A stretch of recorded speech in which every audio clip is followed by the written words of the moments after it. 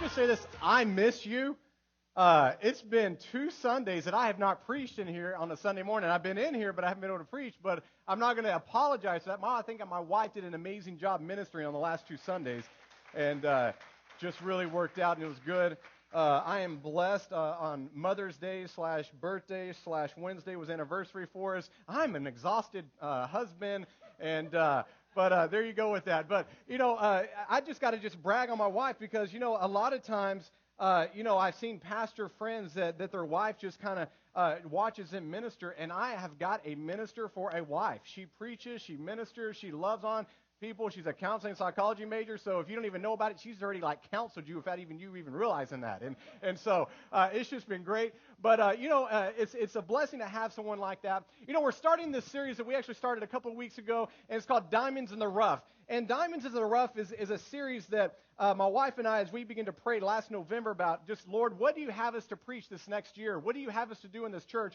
This was a topic that God just began to lay on our hearts. And I'm not going to talk a whole real loud today just because of my voice. It feels like it's going out, so you may have to turn me up if you guys can't hear me. But one thing that we begin to notice was this, is that in life, a lot of times, you may feel like you're a diamond in a rough. The diamond in the rough. And basically what I mean by that is this, the definition of it is this: someone that has hidden exceptional characteristics or future potential. But here's the thing. It currently lacks the final touches that would make them truly stand out from the crowd. I really believe here at Life Church, we have people with amazing characteristics, we have people with amazing potential, and that some of you in here today that you don't realize just how great you are. You don't realize just the potential that God has in your life. How many of you, maybe you're in that middle of that time right now, or maybe you've been there in the past. I know I have in the past, where God has told me something. I know that I've got potential. I know that God has a calling, but yet, just to be honest, I'm not fulfilling that the way I should at that moment in my life. And so we begin to pray, Lord, what can we do? How can we preach this? How can we let people know this? That God's got a plan for your life. And if you would just see the things that God sees, then man, you know what? This world would be changed, because Life Church is a church that people are reaching their full potential in their calling that God has for them. I want to read a passage of Scripture. This is a passage of Scripture that I read if you were in prayer time today at 9 o'clock. Prayer time today at 9 o'clock. Prayer time today at 9 o'clock. What time is prayer on Sundays? 9 o'clock. Isn't that good? 9 o'clock on Sundays. We basically read this right here. 1 Corinthians 9, 24 through 27. It says this: don't you realize that in a race everyone runs, but only one person gets the prize? So run to win. All athletes are disciplined in their training. They do it to win a prize that they will fade away, but will do it for an eternal prize. So I run, everybody say, with purpose. In every step. I'm not just shadow boxing. I discipline my body like an athlete, training it to do what it should. Otherwise, I fear that after preaching to others, I myself might be disqualified. A lot of times in life, this is the thing. You know that you're in a race. Isn't it one thing to know you're in a race but not know how to win the race? You know what I mean? You can know you're in a race, but you don't know how to win the race. And that's the problem a lot of times. I remember whenever I was in junior high and high school, I played football. Now, at that time, I was about that tall, but I was about that big around, okay? And so whenever you're that tall and you're that big around, at that age, my freshman year in high school, I was 280 pounds. So I wasn't as tall as now. So I was a little bit taller, okay? A little bit shorter, and I was really, really wide. I got to show you my pictures in high school, okay? It's just scary. And so the thing is that when you're that big and you're that short and you're that wide, if you just stand on the line in football, no one's going to get past you. It's like, they go down. And they're just like, what's up? That's the way it was. The thing is this, I never reached my potential until my coach finally set me down one day and he said, look. When you have the body that God, for some reason, has given you at this moment like that, even though you're low, get a little bit lower. And then whenever they come, explode. And when you explode, they're going to fly. I remember I finally got in line. I finally got there. I'll never forget this day because I look back and I go, that poor little boy. Because all of a sudden I'm there and I just boom, and I did this, and I just didn't do that, but I fell on the poor kid. And all of a sudden I hear this, "Ugh!" And I remember sitting there, and I even did. I said, "Man, are you okay? Are you okay? Are you okay? I'm so sorry. I'm so sorry." And I'm like, I'm a football player. Why am I saying I'm sorry? It's because I woke every day. I woke up every day, and I saw the man in the mirror right there. Okay, and I knew that's a big boy. I wouldn't want him to fall on me. And so the thing is this, is I had never fully reached my potential until I finally had somebody go, "Hey, you know what? Don't just train to win. Don't just shadow box. But when you train, have purpose in your steps. Have a place that when you swing, you hit." This is why we're going through this series this month. This is why God has placed this on our heart. It's because a lot of times we can just swing a lot in church, but we're not connecting our punches when we need to. We're not one thing in this church that is here today that should not have a spiritual purpose on our lives. And if it doesn't, then we need to just cut it. We need to make this to be where every one of you, a living stone, every one of you, you realize the purpose that's in your life. You realize it in such a way that you are actually getting to the potential that you are. What is our job as a church? Our job is to discipline you, help you get into an environment to where you're able to reach your full potential and actually realize that you stand out among the crowd. You're not just a diamond in the rough. You're not just something that you've got things around you and you're not shining exactly like you should. The way God has this for us to learn is this. You're a beautiful diamond that stands out. You've got a purpose. You are called by God for whatever reason and every way that He has. He knew you before you were ever born. You know what? Before the foundations of this earth were even put together, He had a plan for you.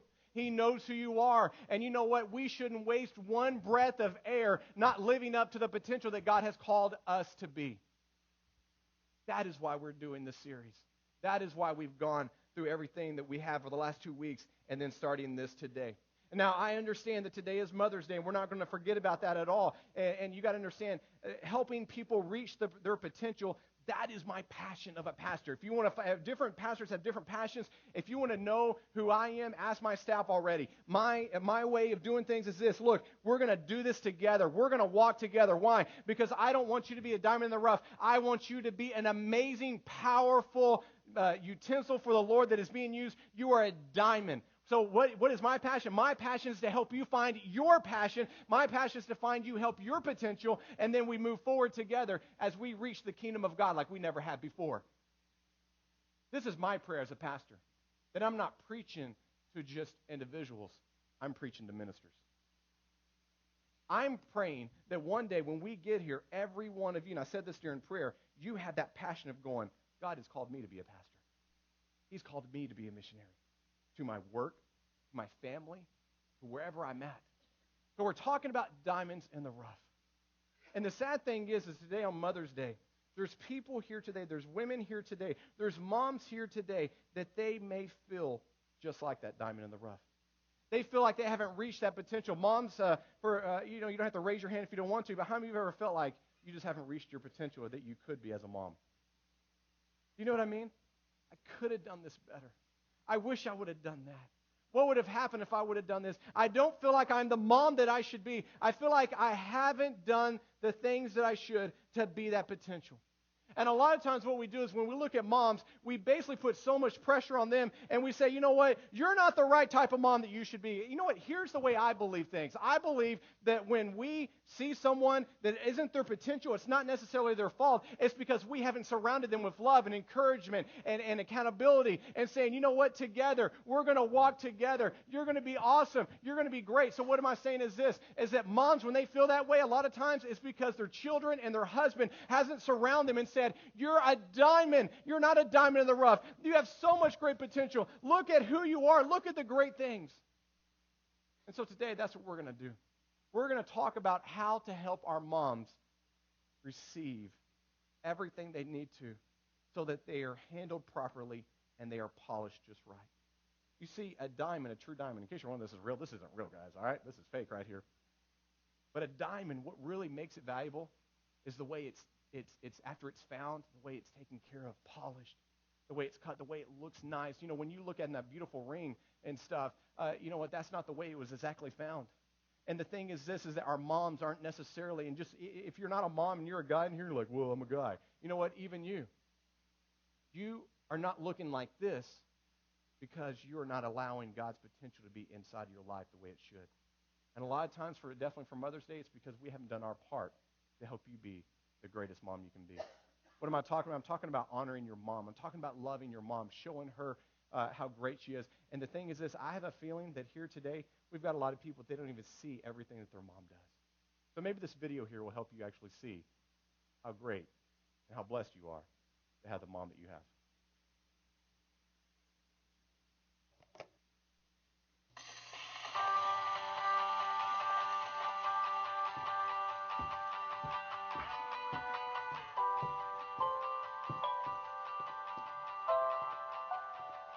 So how was school today? Good. I failed the chemistry lab. No, you did not. It's a long story. Okay. How was choir? It was good. Moms have it so easy. I mean, their lives are fun, simple, and so rewarding. Sometimes I wish, instead of being the dad, I wish I was the mom. Another day of pedicures, reading my magazines, and making myself beautiful. This is the life. Mom? Mom, tell him to stop copying me. Mom, tell him to stop copying. I'm not kidding. I'm not kidding. Mom, do something. Mom, do something. Are you serious? Are you serious? Mom, are you serious? Why did I ever ask you to help me? I should have known you couldn't fix my hair. I look like a freak. Look at me. Look at me. Hey, Mom. Look at this. Look at me. Come on, Mom. Look at me. Watch this, Mom. Come on. Look at this. Watch this. Come on, look at me. Come on, Mom. Look at me. Come on, Mom. Look at me. Come on.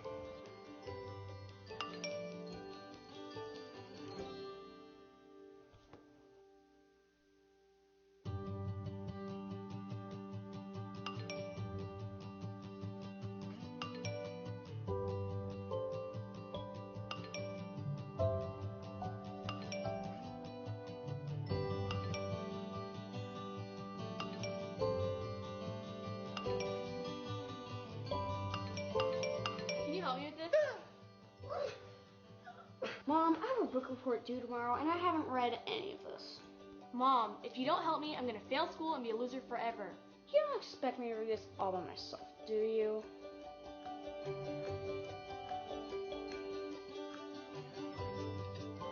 You don't expect me to eat this, do you? Seriously, Mom, what is this? Mom, I'm not gonna eat this. Dad, can we just go out to eat? Please?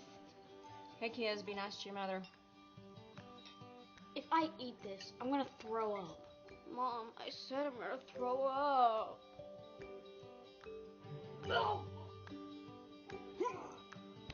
Mom, I think I'm gonna be sick too.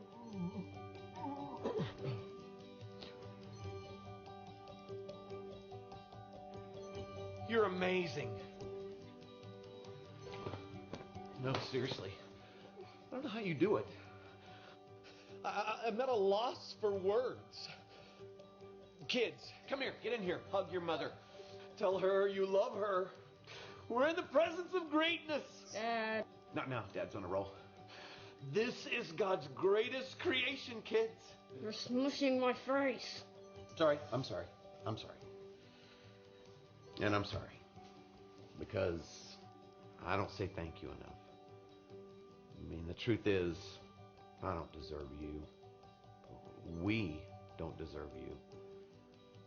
And one day is not enough to honor you. We should honor you every day. But how do we say thank you to the woman that means the world to us? I know. We're going to go right now and get you that vacuum cleaner you've had your eye on. No, shh. Don't speak. This time, we're going name brand, baby. Come on, kids. Let's go make your mom's dreams come true. Hopefully that video has helped you actually figure out that you are blessed to have your mom. For you husbands, you are blessed to have your wife be the mom of your family, your household. And let me tell you what, today after service, don't go buy a vacuum cleaner, okay? Just don't do that. Don't walk around saying, my pastor said that the way I need to honor my mom is to have that vacuum cleaner. What I'm trying to get to is this right here, is that you are blessed. Everybody say, I am blessed. You see, moms are a beautiful gift that God has given you. And a lot of times they don't reach their potential because they're not surrounded by people that are speaking into their life saying, you know what, you are valuable. I see just everything that you've done, everything that you are. Jesus even saw how valuable it was to take care of his mother. Even on the cross, he took time to take care of his mom. And I even want to show you this in John 19:26 through 27. It says, when Jesus saw his mother standing, now this is throughout the end of his life, right there, the crucifixion, everything. It says this, when Jesus saw his mother standing there beside the disciple he loved, he said to her, dear woman, here is your son. He said to the disciple, here is your mother. And from then on, this disciple took her into his home. So we have Jesus making sure that his mom is going to be taken care of. This is Jesus taking care of the one who took care of him on earth is going to be loved and taken care of while he's God. You look and you can see that Mary, she witnessed the crucifixion. Can you imagine what it was like for Mary to watch Jesus be crucified on that cross? Can you imagine the pain, the agony, the guilt, everything that she's there, she's seeing, all the emotions go on as she looks at the foot of that cross and she sees her son up there. Can you imagine what she must have felt like? Jesus is there. And he's there, and he's just think about it. Everything that he's gone through that day, he turns to John and says, take care of her. Take care of her. And he looks to his mother and says, let him stand in my place as your son. Let him stand in the place in my place as your son. In other words, when that void is gone, let him be that one that you used to comfort and be there for. Allow him to take care of you. Jesus, in the midst of carrying all the weight of the sins of the world, everything on that cross. Understand this, church. He came to die for me and you. He came to bear all those things that he did on that cross. But yet, notice this: the woman that was his mom here on earth. When you look at Mary, understand this: he took time to take care of her. Now, that right there shows me that Jesus was saying this is pretty important here. It's pretty important. A lot of times we have excuses. You know what? I'm busy. You know what? My job won't let me out, so I can't really call, or I can't do this. Man, understand, Jesus could have the greatest excuse ever. I'm being crucified for all mankind. I'm being that sacrificial lamb for all mankind. Mom, thank you for taking care of me and being used as that vessel, as a virgin to conceive me. But you know what? Mom, I'm being crucified. See ya later. Goodbye. But instead, he goes, you know what? You are valuable. You are important to me. So you know what I'm going to do? I'm going to stop right now and say, John, take care of her. Take care of her. Notice this. I think that we have forgotten just how we're supposed to treat our moms. I think we have forgotten just how that important they are to us. On the cross, Jesus is bearing the weight of sins of the whole world on his shoulders, and yet he sees to it to make sure that his mother is taken care of after he's gone. Can I tell you this right here? We need to learn from this and realize that it's our job to make sure that our moms feel like a diamond, that they're loved, that they're taken care of. And I think that a lot of times we don't do it, not necessarily because we don't have a heart to do it. It's because we don't know how. We don't know how. And so today we're going to go through some very simple points. Everybody say simple. Okay? Why, Pastor Eric, why'd you make it simple? Why didn't you go through the Greek and Hebrew? Because when we don't do something, a lot of times it's because we don't understand. So let's just get the simple things first, and then we'll eat meat first. And right now, if you're not loving your mom like you should, let's start out simple then. And so some of these points we've actually talked a little bit about during the Hall of Fame series when we talked about godly marriage and stuff like that, godly families. But it's something here today that I want you to know this here today, that God has a way for you to love your moms. And this is one of the ways you're supposed to do it. So we're going to talk about 7 different things, okay? The first thing is this right here. Tell your mother you love her, okay? Love her verbally. Love her verbally. Everybody say this with me. I love you.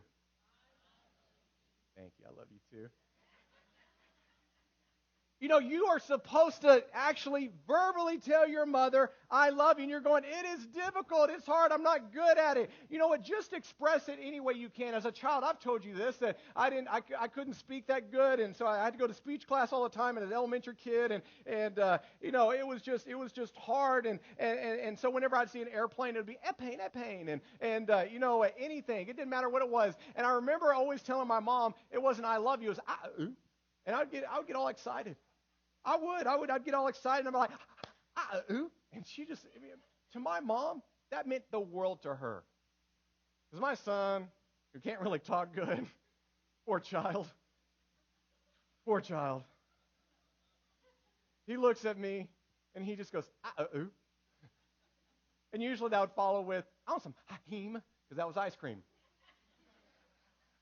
And the thing is this, is that moms need to hear verbally, I love you. And if it's difficult, then do the best you can. It doesn't really matter. It's going to mean the world to her. Just say, I love you. You see, a lot of men, they think this a lot of times. I don't have to go ahead and say I love you. You already know it. You should know it. Well, I told you the day we got married I loved you. No. Let that woman know, I love you. Get your deepest voice out and go, I love you, baby.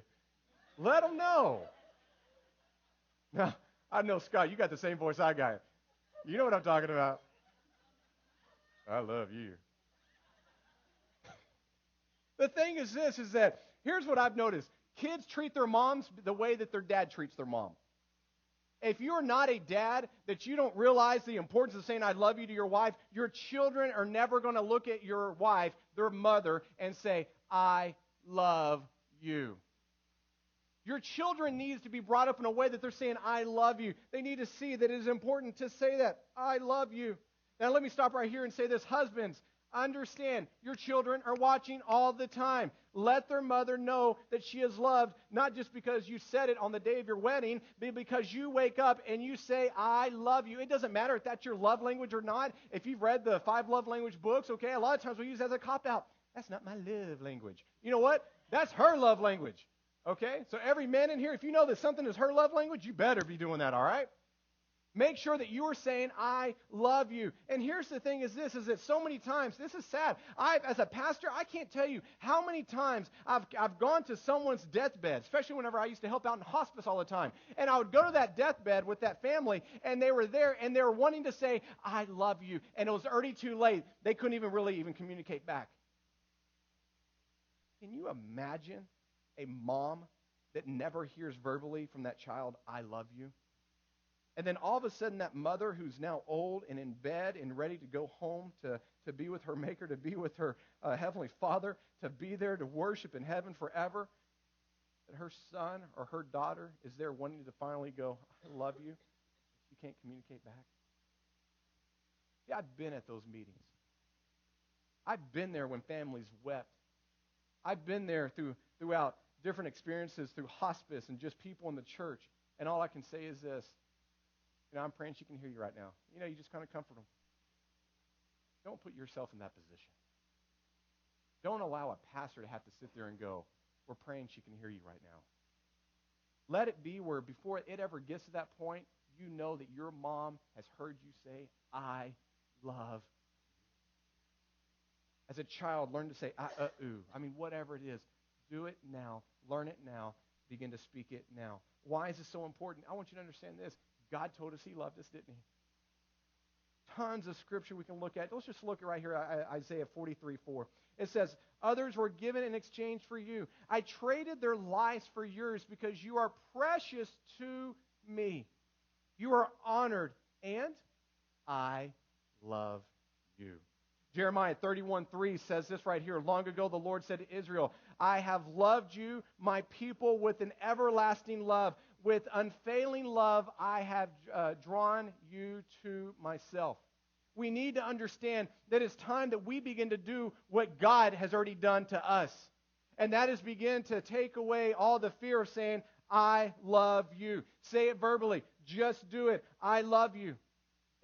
Men, I want you to understand this. Fathers, kids hear your discipline come out of your mouth. They hear the anger come out of your mouth. Let them hear the love that you have for your spouse to their own mother. Let them hear that today. Let them hear you being like the way God was with us.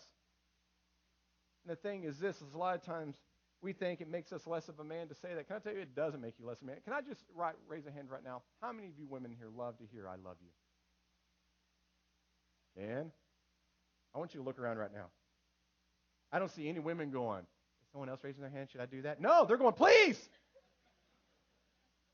Will you wake my husband up and tell him to say, I love you? Pastor, jump down and just kind of, shove my son or daughter and go, tell me I love you. Moms want to know, I love you. They want to hear it. The second thing is this right here. To verbally say, I love you. The other thing is this right here. To hug your mother. Everybody say hug. Love your mother with a touch. Go ahead and hug your mother. Luke 15:20 says this, and this is about the prodigal son. It says this right here. It says, so he returned home to his father. And while he was still a long way off, his father saw him coming. Filled with love and compassion, he ran to his son and embraced him and kissed him. Sometimes, you know what? The biggest thing you can ever do is not even say anything, but just hug. Sometimes a hug can mean 1,000 words, can it? Sometimes there's times where disagreements, I know my wife and I, there's times we've had disagreements, and there's times that, I'll be honest, I just have to go to her, and we just hug. 5 minutes later, we haven't moved, we just hugged. And then I go, There is no disagreement that you cannot live past if you would hug for a long time and just simply, in the cutest voice you've got, just say, That's when she goes, that's my man. Let me tell you this today. Men, love with your voice, and then also it is okay to go ahead and love her with a hug. Children, teenagers, go ahead and let your mom know with a hug. When was the last time that you gave her a big hug without her actually asking for it? Moms, you know what I'm talking about? Where you're going, come give me a hug. And he's like, no. Your child's saying, no, there's people around. My wife is now dealing with this with our oldest right now, actually. We'll drop him off at school, and she'll say, come give me a hug. He's like, man, what are you doing, girl? There's people here watching us. I am a mature 10-year-old. We don't hug. When was the last time that you hugged her without her asking for it, or actually kissed her on the cheek, or just sat on the couch and you hold her hand for a change without her actually going over there and doing it first? I'm telling you, children, teenagers, grown-ups, it doesn't matter if your mom is 20, 30, 40, 50, 60, 70, 80, 90, 100. It doesn't matter. Love her with your voice and love her with a touch. Go there and hug her. Let her know. When was the last time that your kids actually saw you do this? She was the first person who ever touched you. She wrapped you up and after you were born, and you look like some nasty-looking alien. And I mean, the first thing was this. What did she do? She didn't say, oh, get that away from me. Ew. No. She said, man, let me have that child. She hugged you. And then she kissed you, and you were just nasty. I mean, she loved you. I've seen moms where they just want to hold their children all the time. We got a picture of I think Zane. We have that picture of Zane, and Zane. That's actually my hands holding Zane right there. Isn't that nice? I'm joking, by the way, in case you didn't get that. No, that's Amanda holding Zane. I remember whenever she first had our children, she would just hold them. And just hold them. And I'm like, will you hold me anymore? She's like, no, I got kids now. I just want to hold them. As a young child, those kids, we can take that off now. As a young child, your mom went there and she cuddled you, she held you, she touched you, she was just there. She would stroke your head, she would scratch your back, and she would do all those things when you're little. And she would go, you got to pay me back with a kiss. You would pucker up, and you would go ahead and you would accept, and she would accept your wet, sloppy kiss that was just like, ah. And she would accept that. And then she changed your diaper. She potty trained you. She would get the Kleenexes and hold that as you blew your nose on it. She wiped the food off your face longer than probably she should have even done it. And she wiped that food from your face. What did she do? She constantly touched you. She constantly hugged you. She constantly let you know, I love you, with the touch. But yet, all of a sudden, we get to a point of our lives where we go this, you know what? I don't want to go and hold my mom's hand. I don't want to go and put my arm around her. I don't want to give her a hug. I don't want to let her know I love her with the touch. I don't want to go ahead and sit on the couch and put my hand on her. Can I tell you what? Your mom will not always be there. And she has time after time after time. She's taken care of you, and she's loved on you, and she's been there for you. And all this right here, you need to realize this, that she would love just to hold your hand or a hug more than anything you could do, more than you taking her out to the most fancy restaurant, more than you buying her that diamond necklace that you're just going, hey, here you go. Problem? I don't know, maybe not. But she, trust me, every mom in here, how many of you would just love a hug from your child? Students, children, grown-ups, are you seeing this? They would love to have that hug. The third thing is this, to be patient with your mother.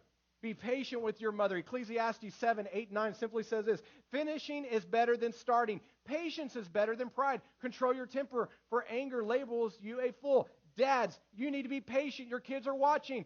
Be patient with their mother. As a youth pastor, I was a youth pastor for quite a while, and I would just go nuts how impatient students were.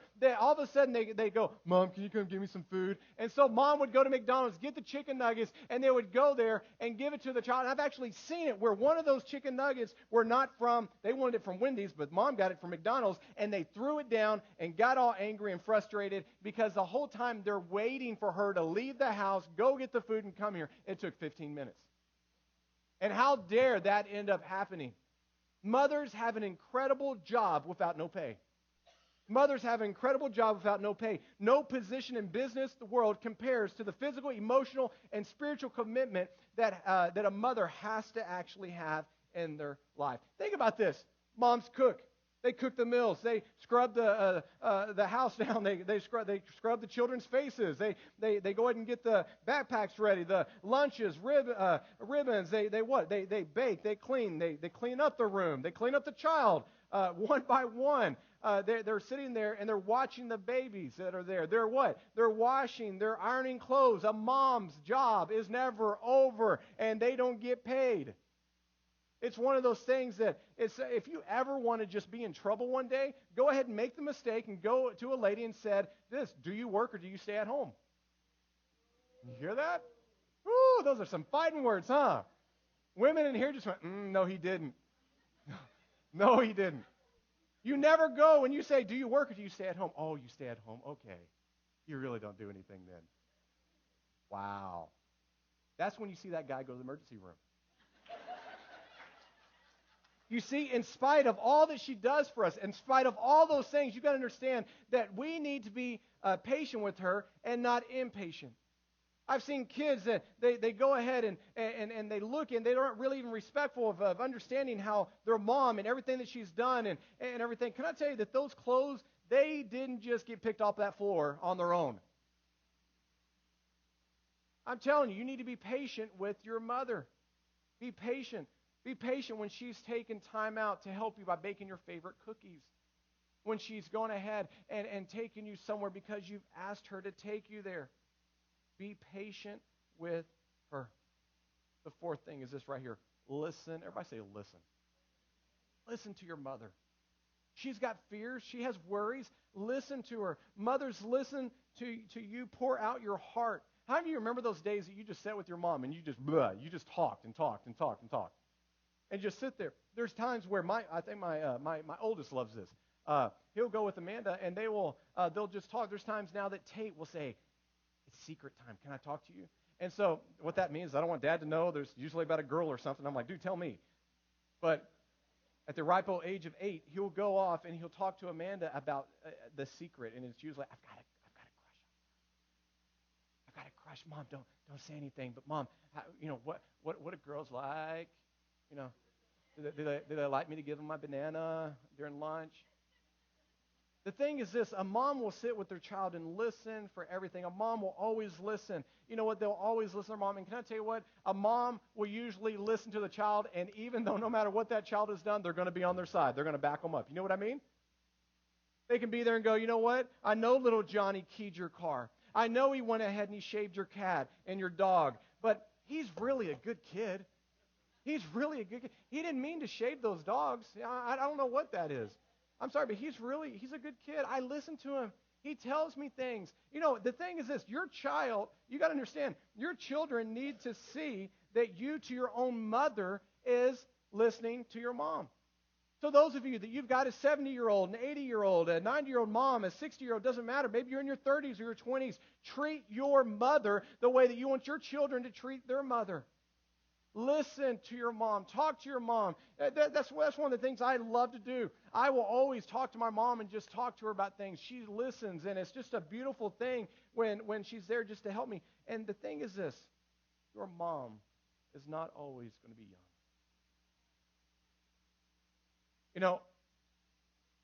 When I helped out with hospice, I used to walk into a room. And you had these nursing homes, and you had these different places that they had a place you could just go into and visit the rooms, and you had the other side that had a special code that you had to put in. That special code was there so that none of those patients could run away. Not because things bad happened or anything, it's because they were to the state of mind that they really couldn't, they didn't know where they were at. They had anxiety, they had fear. They would sit and scream. They would holler, not because they were being treated bad, because they were so afraid. I'm in a place and I don't know where I'm at. And you may, well, if they would put them around their family, then no, things would be great. No. As a pastor, I would go with them with little Johnny or Susie. Johnny and Susie is now in their 60s or 50s. And the reason why I was with them is because whenever they walk in, they would break down because Mom would begin to scream out of them saying, get away from me, I don't know who you are. Stop touching me. Stop talking to me. I don't know. Screaming. What I'm trying to say is this. If you don't listen to her fears and worries now, when will you? Don't allow something like that to happen. Allow it to happen today where she's able to feel comfortable to go to her son or daughter and talk to you about her worries, talk to you about her fears, just talk to you about life. Because whenever I'd go into those rooms, those children were desiring a conversation with their mom, and they couldn't have it. Realize that you were blessed. Everybody say, I am blessed. God has blessed you with the time that you have with your mom right now on this earth. Allow her to become the diamond that she is because you are encouraging her, you're building her up, and you're listening to her. We're almost done. The fifth thing is this right here. Be thankful. Say thank you. Everybody just say that right now. Thank you. It's not hard, is it? First Thessalonians 5:16, it simply says this, always be joyful, never stop praying, be thankful in all circumstances, for this is the will of God for you who belong in Christ Jesus. I want you to know this here today. You need to stop and just be thankful. Think about everything that your mom has done. You just need to stop and go, wow, look how thankful she was to me and is to me. She changed my diapers. Do you guys remember those days? Some of you are in those days today. I pray for you daily, okay? The diaper stage is not a beautiful stage. I never have seen a mom go, oh, poopy, yes, yeah, I love this. No. Everybody's going, man, they got it far out here. They're holding their nose. They're wiping down the walls. I mean, it's bad. And yet you look at your mother and everything that she did, the meals, the diapers, the sleepless nights, rocking you to sleep, the cleaning, the laundry that is done, everything that she has done. The bottom line is this. We owe her a thank you. We owe her a thank you. We owe her just a simple thanksgiving of more than just one day for the rest of our lives for everything that she has done. And we're not even talking about the 9 months of pregnancy. Now, I personally can't tell you how bad that was, but I've seen it's pretty bad. It's not a great thing. It's not where you're just like, oh, these my feet that are now 5 times larger, and all these hormones and just everything. This is just great. No. Her body went through pain for you to be born. When was the last time that you stopped and you just say, Mom, thank you. Thank you. The sixth thing is this right here. Love her by giving. Love her by giving. Luke 6:38 says this, give and you'll receive. Your gift will return to you in full, pressed down, shaken together to make room for more, running over and poured into your lap. The amount you give will determine the amount you get back.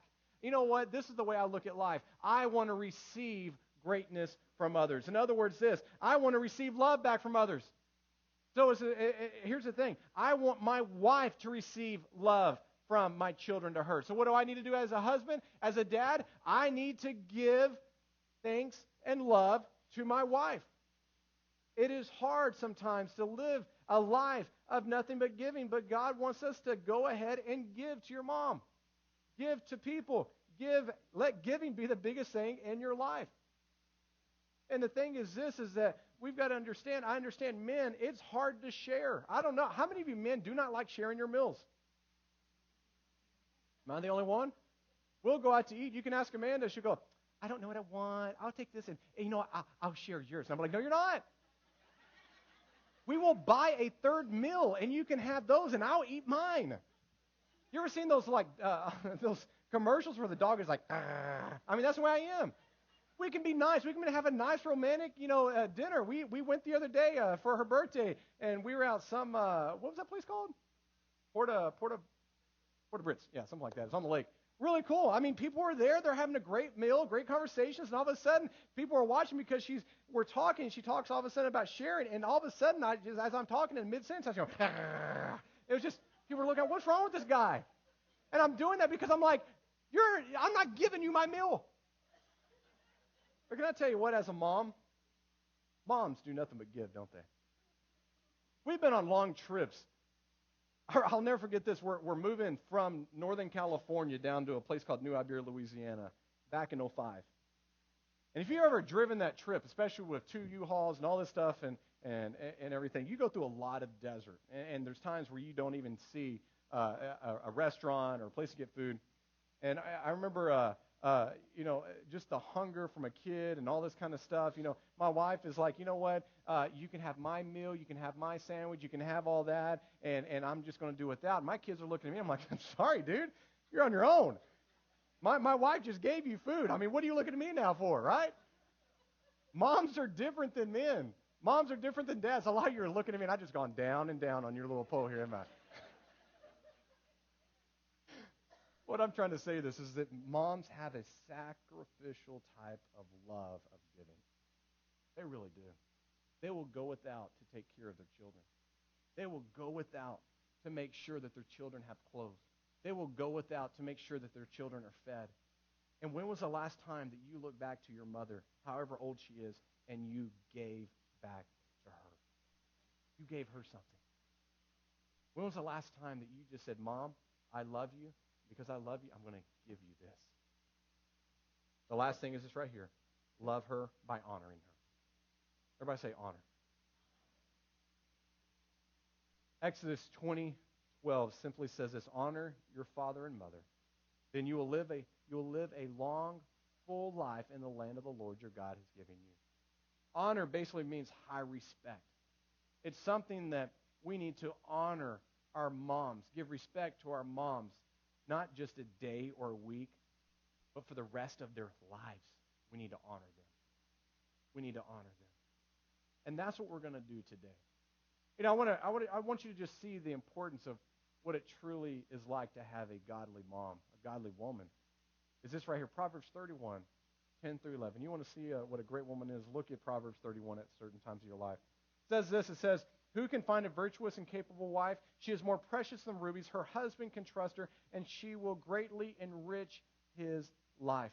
If you skip down to verse 28, it says, her children will stand and bless her. Her husband praises her. There are many virtuous and capable women in the world, but you surpass them all. Charm is deceptive, and beauty does not last. But a woman who fears the Lord will be greatly praised. It goes on and says this in 31. Reward her for all that she has done. Let her deeds publicly declare her praise. I want you to know here today that we need to be men and women, we need to be students, we need to be children, we need to be people that we honor our mothers. That we realize how much of a blessing they are. But here's the sad thing is, church, I really feel that we have moms that don't feel like the beautiful diamond that they really are. I really feel that we have moms that feel like they're the diamond in the rough. They have potential, but they haven't reached that potential. They have great things for a future, but yet they haven't necessarily got it there. And if you want to see a mom that truly is gleaming, a mom that truly is a diamond, it's because those supporting people around her have helped her get out of this point and to this point. Because what they have done is they came and they've helped her because they've helped her be polished. They've taken care of her. She is honored. She is respected. She is loved. She has been told verbally. She's been given a hug or a touch. She has what? We've loved her patiently. We have given her our ears. We have loved her by listening to her. We loved her by being thankful. We have loved her by giving, and we have loved her by honor. Moms in here, if you were truly loved in all those ways, do you feel like you would be a diamond? But because we as children aren't doing that to our moms, you know what happens? They walk around with guilt and shame. And they go, I wish I would have done this. I wish I would have done that. Yes, it's Mother's Day. Thank you. It's great to get that gift. It's great. But you know what? Inside, I feel like I'm still not reaching that potential that I can be of a mother. Here's what I'd like to end this today. I would like to end today with this. We've given you that little compact mirror that says moms are a reflection of God.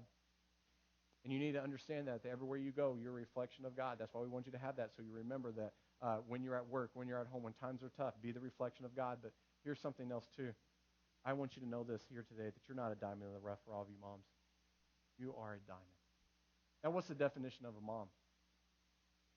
A lot of times we go, well, they gave birth. No. No. I want today to be about every person that's a spiritual mom, everybody that is a mom because of adoption, everybody who gave birth to a child. That's, of course, definitely you.